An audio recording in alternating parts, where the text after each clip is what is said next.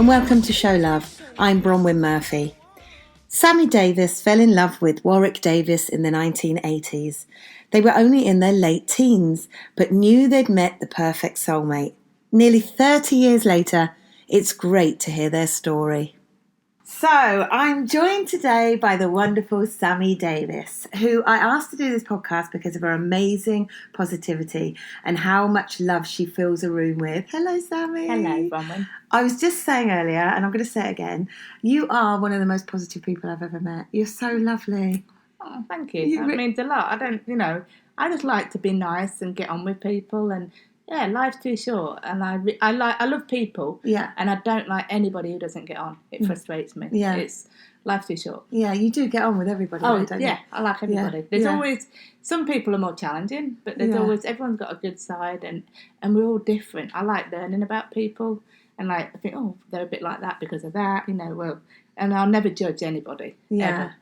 You're very giving. You make somebody feel really comfortable straight away when you made me feel really comfortable the first time I met and you. vice versa, you do. You look You're after lovely. as well. You're lovely. So, first things first, we are backstage at Tenable, the quiz show that is hosted by your husband, Warwick Davis. Yeah. Can we talk about the lovely way that you two say goodbye to each other as he leaves to go in the studio? It's so lush. Oh, you always like that, don't you? Yeah. I'll tell you what it is. It's like a little, it's tradition. Basically, even if we're a bit grumpy with each other or something. You're never grumpy with each other. Or we're a bit busy. You can't leave without giving a kiss because he's gone for 2.5, 3 hours. It depends how long the show is. And it's sort of that nice, buff, have a great show.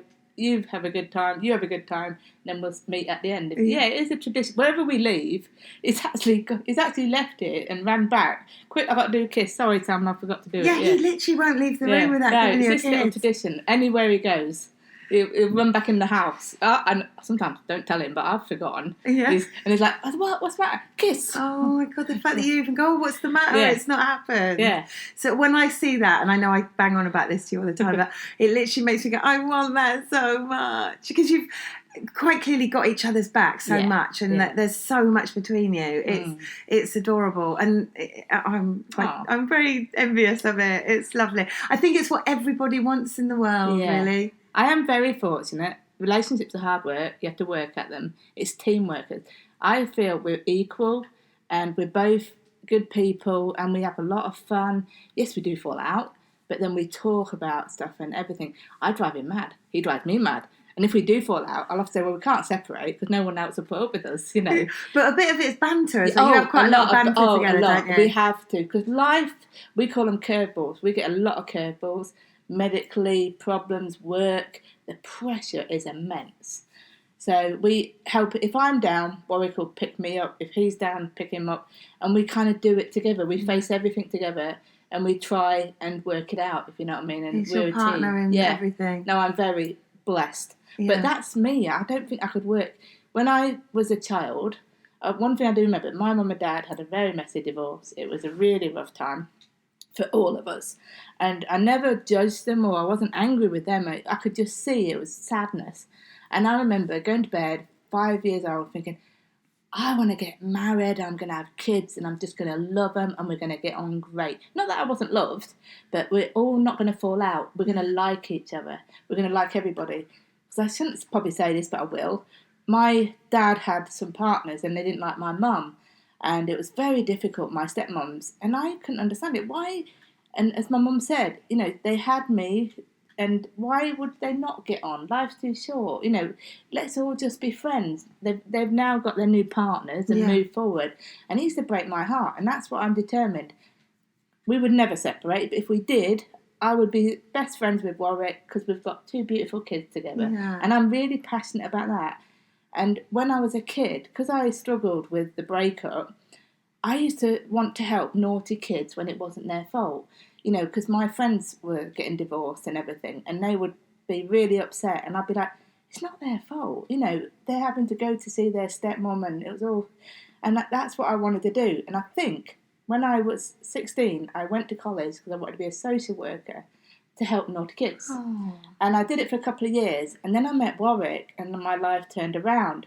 But that's why I do the charity Little People UK, because I want to help dwarfs and their families.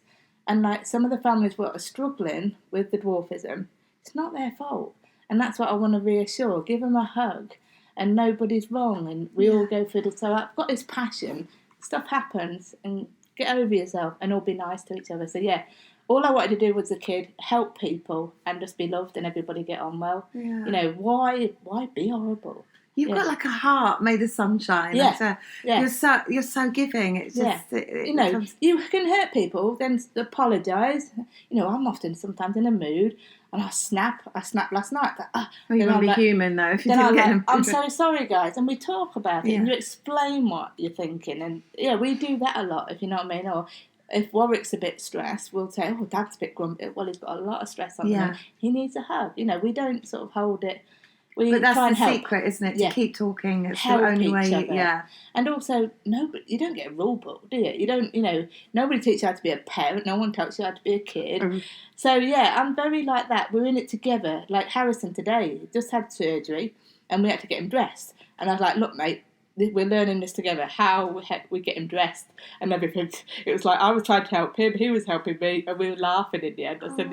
I said, "Don't be mad at me because I don't know what I'm doing." You know, and I think if you admit. You know, but the fact that you're laughing when you've just gone through that. Harrison's in the room. He's kind of ignoring us playing FIFA, is it? Yeah. He's on his Xbox as always. Typical 16-year-old lad. I know. But he's just had surgery. He's had little 8 plates in his knees removed, and he's so brave. And he's had some surgery on his feet. He's amazing. He's my little hero. You are a little He's hero. Off school today because obviously he can't walk, and we're having to carry him everywhere. But he's super brave. Hang on, you're in GCSE bit at the moment, are you? Don't know. Yeah. Well, he is, but Harrison has actually gone back a year in school because he wants to get a better grade. Because Harrison, he might agree, he wants to do something with the law. Ooh. He's very into rules and law. He wants to be an actor. That's his priority, like his dad. But he's also been interested in law and rules, and whether he wants to be border force or cybercrime, I really don't know, but he'll do something. Yeah, acting runs in the family, doesn't it? Totally. You are the daughter of Peter Burrows, who we're saying has been in some massive movies: Return of the Jedi, Labyrinth, King Arthur. He's done a few massive things. He's been in Flash Gordon as well, was it? Yes, he did. Yeah. I think he did. I mean, these are all like massive cult status things. I mean, that's amazing. And you must have grown up. What was that like for you? To be honest, it was normal. You know, to me, everyone's dad went to work and dressed up in funny clothes and went away to Wales in the rain and gone for a month. My dad was always an actor and great. It was quite cool to see him on the telly. Like then you thought, oh, that's what you've been up to, you know. And I used to go to the set. But then I went on the Star Wars set when I was really young, and I was like, well, to me, it's a sci-fi. I wasn't interested. Do you know how many people would have loved to have done I remember that? seeing Darth Vader and thinking, well, it's pretty cool, a bit scary, you know, and everybody was all like really how excited. How old were you then? I don't know, but I was really young. Yeah. And I was like, whoa, you know. But to me, it was just like normal. I remember going on the Dark Crystal set. That was cool because there's a lot of little people in it. I thought that was the coolest bit. And my dad was doing, and we sat in this ditch thing and doing all these little bugs. And they got me involved in it, and you had to be quiet, and I was worried to messing it up. I used to go visit my dad, but I met Warwick, and we would go to the set of Labyrinth. And one particular day, we went on a Sunday, and because it's a weekend, Dad had to work, so we went down, met David Bowie. And you do. As you do, yeah, Dave. And then Warwick was there, but I didn't like him then. He was like a little kid. There was all other little people there. I liked them. So he was young too, right? Yeah, he was this little brat. He was just going around with a remote control. I was like, hi, Warwick. But is that because he got famous quite quickly, was he? No, was that it all gone to his head? Because he's not like that at all now, is he? No, he was just like this. Maybe whether I was a bit more mature, I don't know. I don't know. It was like a lot of love stories start like that, though. He was like a friend. Yeah. And but then we knew each other on Willow. And I'll be honest, because you were both in Willow together, right? I was an extra. He was the star. Yeah. And then we went to his house one weekend. Loads of friends together, and I thought, oh, he's pretty cool. He's grown up nice. You know, he's grown up okay. So how many years after was that? 4 years, 5 years. And then I'll be totally honest, Willow premiere, we was all at the premiere, and Warwick came to sit with us and chat, and I was like, wow, he's really grown up, and we're chatting, and just gelled straight away, really chatted, and I was like, oh, it's so nice. Then I was in a Christmas show in Cambridge, Snow White and Seven Dwarfs, and one of the guys got fired.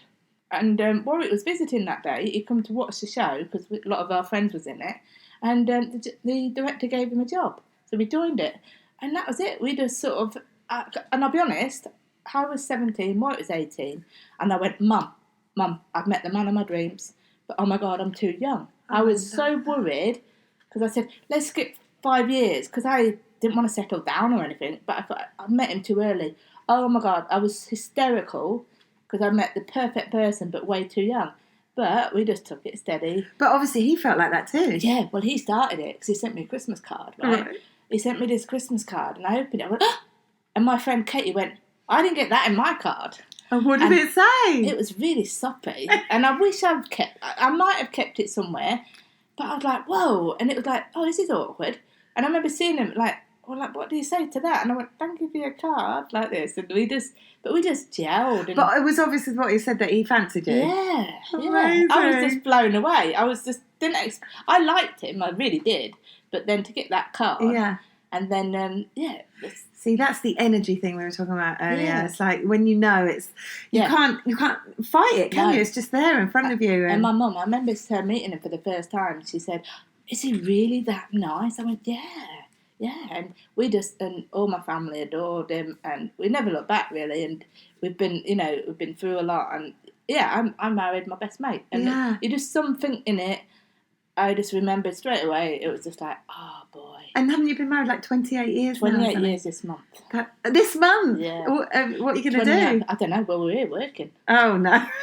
You've got 2 more years and it's the big 3-0, so you can have a big party then. Yeah. I mean, when you married him then, I mean, would you have imagined like 28 years later you've got this? No. Fantastic. Yeah, you never thought of it.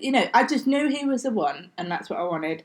But I'll be honest, it sounds a bit weird, but I love him even more now than I did then, because we've been through so much, and he just gets me, and it's the best. And like, I've been really sick this year, and this has been a test. I've had sepsis, meningitis, and strep B. Like, I can't walk now. I'm so achy and really, absolutely, kind of broken. But Warwick is my rock. Yeah, he does everything and anything for me. Like, in the break today, he come and got us.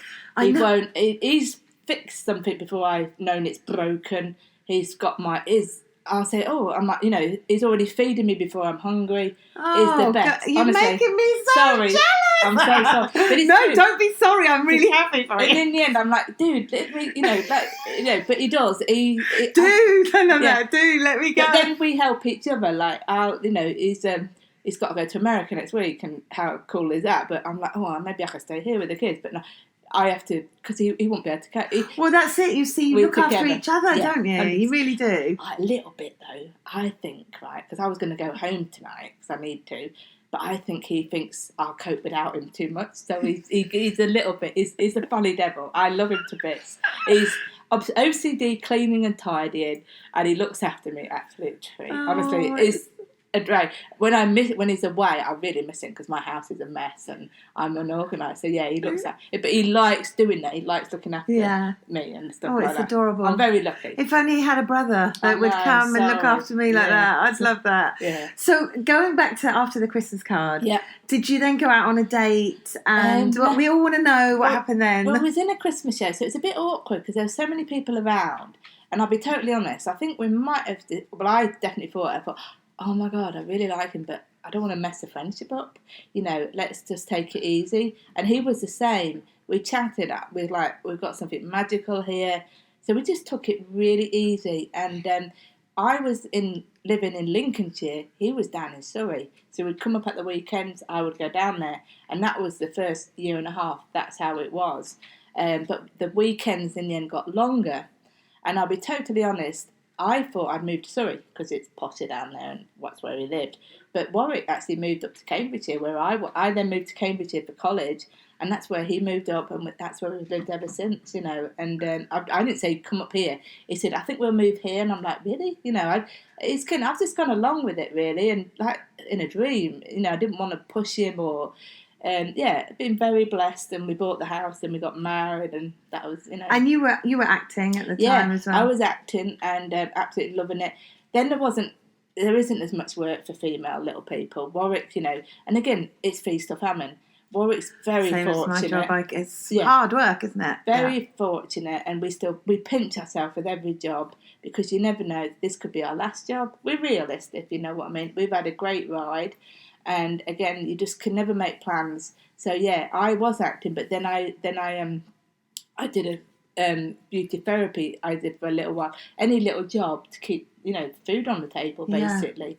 But then I set up Little People UK, and that's all. We don't get paid for voluntary, but luckily Warwick's able to provide for us, so it enables me to do that. If you know, what I mean. I'm very lucky. Well, he's a very talented movie star. Yeah, has a lot of fans. People fawn over him. I like it. So totally. It's great. Yeah. But going back to you and Little People UK, please tell us a bit about that. Oh, this is my other baby. Basically, we love being short. We're really, really proud of it, and I wouldn't change it for the world, even with all the medical problems.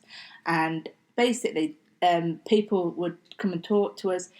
Sadly, we lost 2 little boys, Lloyd and George, because if Warwick can have a baby, 1 in 4 like me, 1 in 4 like Warwick, because he's a different type of dwarf, 1 in 4 like yourself, tall, or 1 in 4 where the baby gets both the dwarf genes and won't survive.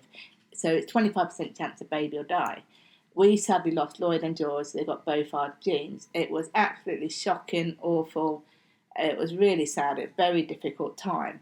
And when we lost George in 95, I was down. I was like, I really want a baby. And it was hard. I had to persuade Warwick, and we eventually got Annabelle and Harrison.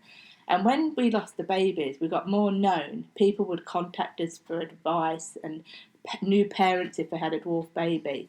Basically, my lounge it was too small, it wasn't big enough. So there was a few mums, a few tall parents and little people. We said, we need to set up a charity to help people. And I said to Warwick, what do you think? Shall we join them? They were going to do it anyway. So in the end, we joined them and we set up Little People UK, co-founded it. And it's absolutely brilliant. What I'm really proud about it's for the whole family, right? You've got one person with dwarfism, but we look after the mum, the dad, the aunts, and the grandparents, and no one's judged, everyone's loved, and a big hug. Because life is hard, and it can be a journey for some people, and some people may struggle with it. And again, I love being short, and I'm very lucky, but I totally understand not everybody feels that way, and you can have problems, you can have bad days. Life can be hard to anybody. You know what I mean? Life's what you make it, as far as I'm concerned. Yeah. And so it's what I wanted to do. No one's judged. We'll give each other a hug. We've got specialist doctors, support team. I've got a great committee, and we do events, and it's celebrating being a dwarfism. Absolutely love it, and I'm super proud. And we've come a long way. A lot of hard work, but we've got a lot more work to do. So if anyone wanted to come along to the events or anything, how do they find you? We've got a website, littlepeopleuk.org. Have a look. All our events are on there. There's a phone number. You can ring Rebecca, our admin.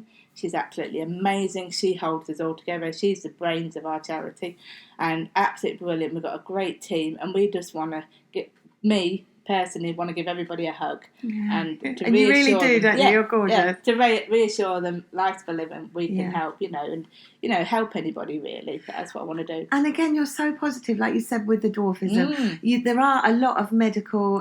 You suffer a lot, and I wouldn't even know you were in pain the way that you. Yes, if pain is really bad, I'm on a lot of medication, sadly.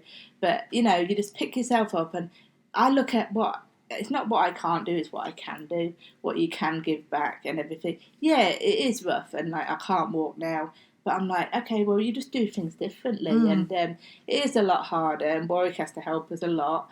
But no, I wouldn't change it for the world. I'm so proud of my kids, and if I'm honest, if I had better health, I'd have had more kids. Yeah. Drove Warwick, I would like, come on, we will, and I would have loved more children, but we've stuck with 2. Kept with 2 just so we can do a good job with these guys and everything. No, very blessed and really proud. And it was really scary just a little while ago when you got sepsis. Tell us, because you're now trying to help people recognise the symptoms of sepsis and everything. Honestly and truthfully, well, I had surgery July the 18th. And it went really well. I kissed my neurosurgeon. I kissed my anaesthetist. They said, no more surgery. I said, no, I don't. I'm done now, guys. And what was the surgery for? It was the decompression of my spine. My spinal cord was too tight. And they cleared all the bone away and the nerves and cleared it all out. It was amazing. I woke up and I was on top of the world. Went home, a bit sore, and I was like, oh, but that's just to be expected. And then about 2 weeks later, I thought, oh, I don't feel so well. But we had a lot going on because sadly Warwick's dad had a stroke, and we went to see him, and I was like, oh, but I was so focused on him getting better, I didn't think about myself until we went home. We said, hey, Ashley, we've got to go and get some clean clothes, and we'll be back in a bit. Went to get the clean clothes. When I got home, I was like, whoa, I'm not well. And the next morning, I woke up and I couldn't even stand up. I was like, what is wrong with me? So we went to see the GP before we was heading back to go see Ashley because he lived over in Hereford. And I said, I don't feel good. And she looked at my scar and it was a bit swollen. She went, let's hope it's not sepsis. I don't think it is. And I was like, oh. But she said, you're fading, Sam. And I could feel myself. I was oblivious. I didn't care. Warwick and Harrison put me in the car, drove me straight to Adam Brooks Hospital, A&E. And I walked in. Well, I didn't walk in. They carried me in. And I said, I don't feel good. I've had surgery 2 weeks ago. The doctor said, let's hope it's not sepsis. And they're looking, and you can see, and I was just disappearing. They did blood tests, and then the next day, I was still in, A&E, and the doctor said, oh, you're not well, Sam. They mentioned meningitis, they mentioned sepsis. I was like, oh, yeah. And the doctor came to me at 5 o'clock, Sam, you're really poorly. We're going to have to take you to surgery, theatre. I was like, oh, tomorrow? And he went, no, now you won't be here tomorrow. And I'm like, wow. That's, So we went to theatre late that night. And I was like, whoa, this is a bit scary. Yeah. Because they said it's sepsis. And they talked about metal work. And there was lots of conversation. But because I was so poorly. And I was like a bit in and out of it. Yeah, I bet you were in a daze. And when we got to theatre, I was really scared. And I just said, hey guys, good luck. Just do your best. Be gentle with me. Oh, you're so lush. It's some amazing, honestly, lovely people. I was just like... it's, even at that point, you're still being nice to everyone in the room. Good luck. And then I'll never forget it. I woke up at 3 o'clock in intensive care. And I just opened my eyes. This lovely nurse, and I'd love to see her again. She went, hey, Sam. She said, you're all right. You're in intensive care.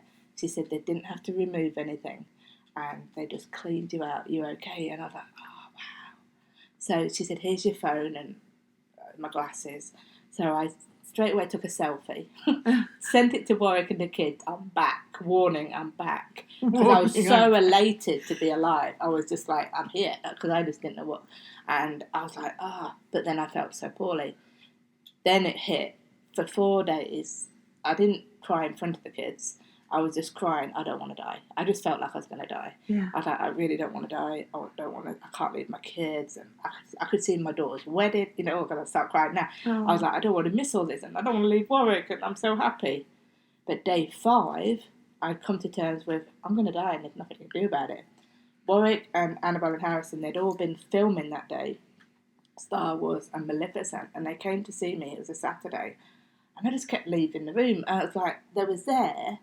But I was like, I couldn't stay with them. It was a really surreal experience. I'd already said to the nurse in the morning, I can't stay in the room. My blood pressure was going haywire and my everything, my pulse. And I was really not good. And I remember talking to them like, I can't do it. I can't focus. Anyway, the middle of the night, they came and got me and took me for a brain scan.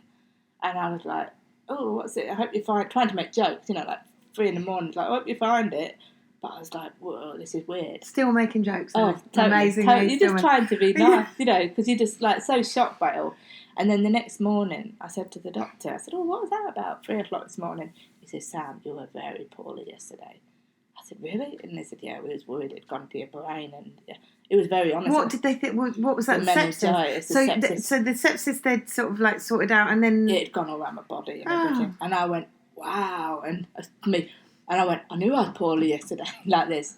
But somehow... How did you get those, though? Is that through the surgery? Through the surgery, infection. You can get sepsis anyhow. You can cut your finger and get sepsis. Yeah. You can do anything. You get pneumonia and it turns into sepsis. But you were lucky that they recognised that, because sometimes they don't, do they? And then it's... I want to work with a sepsis charity, and everyone look at that website, the sepsistrust.org.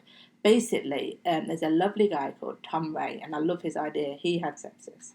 And basically, anyone with a temperature of 38 and feels like so poorly, go to hospital, get a blood test, and check straight away, because you've got a magical hour to get them antibiotics in. And they can tell, can they? Do a blood test, and if it's not sepsis, you can relax. Yeah. or if it is, get the antibiotics into it. Don't waste any time. Yeah. I want it mandatory. Tom Ray does. I've seen what he's trying to do. Absolutely brilliant. Yeah. It's so important. You could save so many lives because you don't know. You know, like you could go in with a bit of a cold and a temperature. You're not going to assume sepsis. No, never. Even it's not their fault for mistreating it or because it can hide. Like I said, I am so lucky. Every morning I'm thankful. I take myself to intensive care. If I'm having a bad day, like, shut up, Sam. How poorly was you? And I'm like, how did I survive that? How did I, where a lot of people, 60% of people don't. 40% of people, they never recover. I'm still, and it takes 2 years to recover, and it's quite lonely. Yeah. And this is what I'm even more blessed. I want to help people because I'd like to work. Imagine not having any family or good friend support if you've got sepsis. And so I really want to speak loud and to help people. And because it doesn't have to be like that. It can be preventable. It's preventable, basically. Just thinking he'd look after me if I got it. I would look after you. Yes, I would come down. You bet you're so gorgeous. Yeah. No, I want to educate because it could be your boy. Don't doubt it because you've only got 1 hour. There's been a lady who's in the garden, cut her finger, 4 hours later, boom, dead. So it can go that quick. Yeah. A paper clip. A lady then had to have a whole hand amputated. Seriously. I've cut myself a few times. I would never think to do that. It's still rare. Don't get me wrong. It's still rare, but it can. But it's worth it. It's your body fighting back. But this is the spooky thing. I can remember this. But on the Saturday when I was having a really bad day, I rang my sister. Apparently, I went, Susie, I can't stay in the room. And I rang her. I do remember a bit saying, don't tell Warwick and Harrison and Kit, Annabelle, I don't feel well at all. And I can't stay in the room. Just be careful, look after them. And whether it was my final goodbye call, my sister was sobbing down the phone. You hang in there, Sam, get the nurse and that. She then put a house on the market that night. She's going to sell it and move down to look after Warwick. How cool is that? I'm really touched. So it brought all my family together, basically. Sepsis was a heck of a journey. I feel, in a weird way, privileged I got it in a weird way. Not because I'm so poorly and I feel rubbish, because I feel now it's my job to educate, tell people like yourself, think sepsis. We could save lives. Yeah, so absolutely. I feel like if I don't talk about sepsis, I feel like it's beaten me. Yeah. If that makes sense. Where Warwick doesn't want to talk about sepsis because it was such an awful experience. It was probably scary for him, yeah. But then it was an awful experience for me, but if I talk about it, I'm beating it. And again, there is the wonderful you. I mean, literally. And your smile, so gorgeous. So I'm going to just... Annabelle, your daughter, who we haven't really talked about, she's following in the same footsteps. So she's got the Annabelle Davis Centre. Please tell us about that. That's amazing. Annabelle is really cool. I'm biased. She's my mum. She's my mum. I'm her mum. She drives me nuts. Yes. Well, I'll tell you from the beginning, Annabelle's an artist, really clever. She wanted to perform. The BBC gave her a job. I was like, she won't like it. They won't like her. She'll get a proper job. I'm not having 2 actors in the house. That's my opinion. I want to go to university. No, it backfired. She's been working the last 4 years. The acting's in her blood. Absolutely loved it. So I'm eating humble pie. And she's very successful too. Oh, totally. She's more successful than Warwick, but don't tell him that. And she's got loads of Instagram followers and stuff. She's great. She's gone on. What's great? She's gone on her own. And the same thing what Harrison will do. I want both my kids to find their own road, and they will. Harrison will be just as successful and brilliant. I'm very proud. They're both different. But with Annabelle, she got offered the Annabelle Davis Centre. It's in our village. It's a centre for the whole family, children and the mums and dads to look after. Anybody needs, there's counselling, doctors, anybody needs help, or if just a family need a bit of support, it's a centre to go to. Absolutely amazing. And what an honour that they asked Annabelle. And Annabelle's really getting her teeth into it. She's loving it. And when she's home, she goes and tries to help and always supporting it. And it's a really exciting time because it's so needed now. The kids, because everyone's working so hard. The kids are getting a bit neglected and there's so much pressure with social media. And I do worry about our kids and I'm always watching them. But she spreads a really positive message. Oh, totally. She's got the pins that she sells with lovely rainbows and things really, on. she's always like that. Yeah, she's very positive, and we do, because we all talk. And when that's with the family, you've got to talk. I'm watching them like a hawk, like Keep what's the talking, problem yeah. and worrying. You know, they've got secrets. They're not going to tell me everything, but let's help. You know, we can help each other. Yeah. You don't need to be worried about anything, because we can all help each other. You know, yeah. You're always giving back, though. I mean, like, you know, 1 minute you're on the red carpet at another premiere of a movie, and some people would just do that and like selfishly just keep that to themselves. But you just like I see you when you're in this room when we're recording next door. You're always like doing stuff for the charity. You're always helping people. I can't not. If there's somebody who needs help on my phone, I've got to help them. I drive Warwick mad sometimes because I'm driving. He's like, go to sleep, stop helping people. There was a little family what needed help. So I said, guys, we've got to go help this family. And they lived in Newcastle. So I got them all in the car. We drove 3 hours to Newcastle. Went to a Pizza Hut. What? I said, right, we're not leaving until they're all laughing. 3 hours in Pizza Hut. Oh, it was amazing. Got them all laughing. And we drove 3 hours home. You were so lovely. But I couldn't do it without the family. You know, I couldn't, I would have been, But you support each other, and they know that's my passion. I said, we can't go to bed tonight. No, we could help somebody. Yeah. End of. And I do drive Warwick mad. He said, I just want to have a night in, Sam. No, but we could help somebody. Come on. You know, he does. I get his diary. We're falling out about a few things at the minute. Sam, we're not going to sleep. Well, we'll get some sleep somehow. I'll figure it out. Yeah. And it's so nice, the term little people. Is that did you come up with that to name it that? It was a group. We've come from the Little People of America. Basically, we go over there. We're fortunate. They have an event every July. It's so amazing. And what I want to do is a little bit of what they do over in England. That's what got me my dream, and that's what my aim to do. So, we kind of Little People of America, Little People UK. Yeah. Because not many people know much about dwarfism. No, it's very rare. I didn't even know that you and Warwick had a different type of dwarfism. Yeah. Are there many different types? Or there's over 250 types of dwarfs. Because people don't talk about this. No, you don't know this. It's very rare. You know, you might never meet a little person. You know, it's very rare. So that's what we want to do. We want to make sure everyone's not alone. Or we're there if you need us. You know, if anyone's had a dwarf baby, come and we can help you. Come and anything you want us to do. And the same as like growing up. Growing up's hard for everybody, but it's a little bit harder if you're a little person, because it's just that little bit more against you. You know, we all get through it, and we've all got our own journeys, if you know what I mean. Because I've got 2 tall sisters.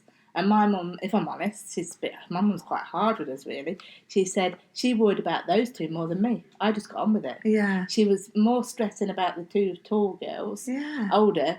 Oh, Sam's fine. She'll just sort it. And you're like a bloody miracle.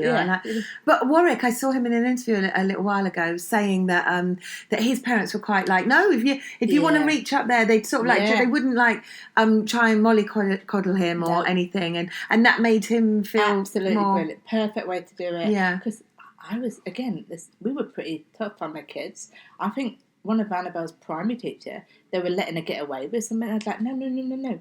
I wanted to be harder on Annabelle. You can't let her get away with stuff, because I want her to go to university. Yeah. Life is hard for all of us, and it will be a little bit harder for her, so she can't have it all wrapped in cotton wool. It's such a positive outlook. Yeah. And it's like a lot of people would sort of like not deal with it that way, and it's brilliant that you do. And also Warwick was saying that, you know, he was told as a young kid that he probably wouldn't live past being a teenager.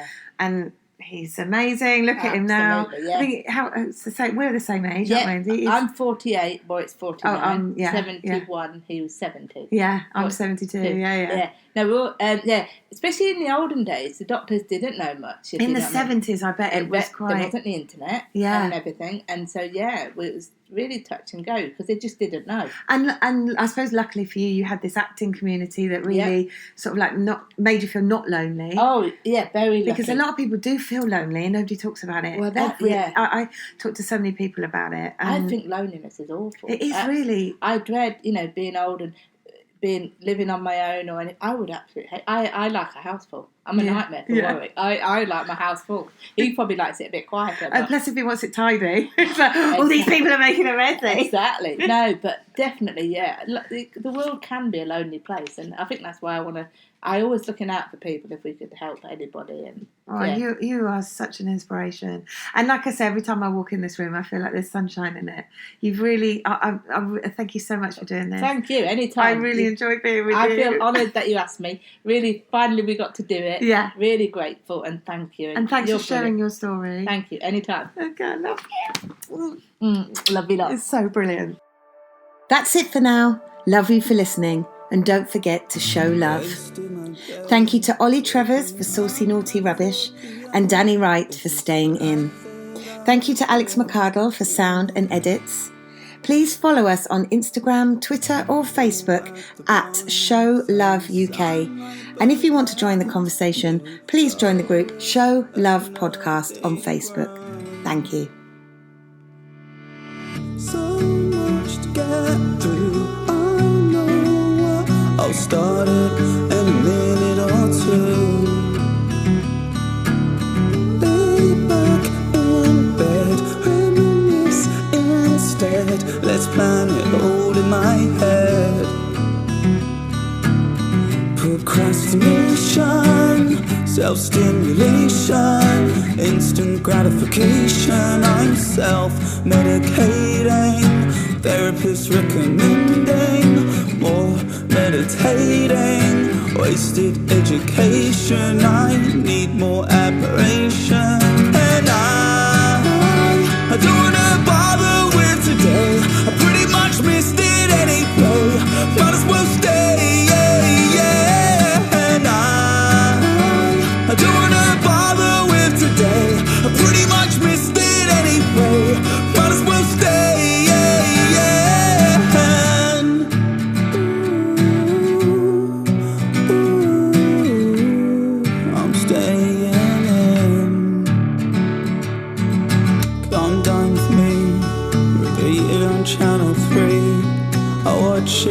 Cause I'm feeling hungry.